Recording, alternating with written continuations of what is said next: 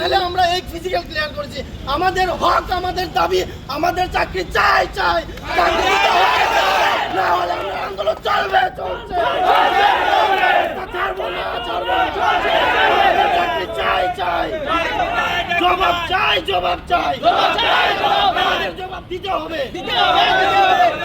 আমার মূল একটাই বক্তব্য, কেন প্রসেস ডিলে হচ্ছে? আর যদি প্রসেস ডিলে হয় তাহলে কেন মন্ত্রিসভায় আমাদের বিষয় নিয়ে আলোচনা হচ্ছে না? কেন ক্যাবিনেট মিটিংয়ে কেন আমাদের বিষয় নিয়ে আলোচনা হচ্ছে না? কেন যুবকদের জীবন নিয়ে সিনেমা খেলা হচ্ছে?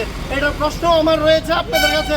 আমরা দেখছি বিগত অনেক দিন ধরে যখন প্রেস মিট হয়, কোনো প্রেস ভাইয়েরা আমাদের এই ফায়ার সার্ভিসের বিষয় নিয়ে আলোচনা করে না। আমরা কোনোদিনই দেখিনি যে স্যার ফায়ার সার্ভিসেরটা কতটুকু এগিয়েছে, কেউ বলেননি। কেন? আমরা পিছিয়ে রয়েছি, আমাদের কোনো দাম নেই।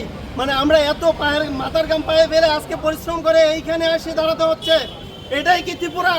আজকে 200 বছর রাজত্ব করেছে ইংরেজরা, ওই সময় আমাদের ভারতীয়রা, ত্রিপুরা যারা আছে তারা সকলে মিলে আন্দোলন করেছি, তাদেরকে দাঁড়িয়েছি।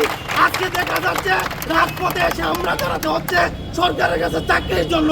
তার মানে কি ওই 200 বছর যারা ইংরেজ শাসন করেছে আজকের দিনে যারা শাসন করছে তাদের সেম হয়ে গেছে।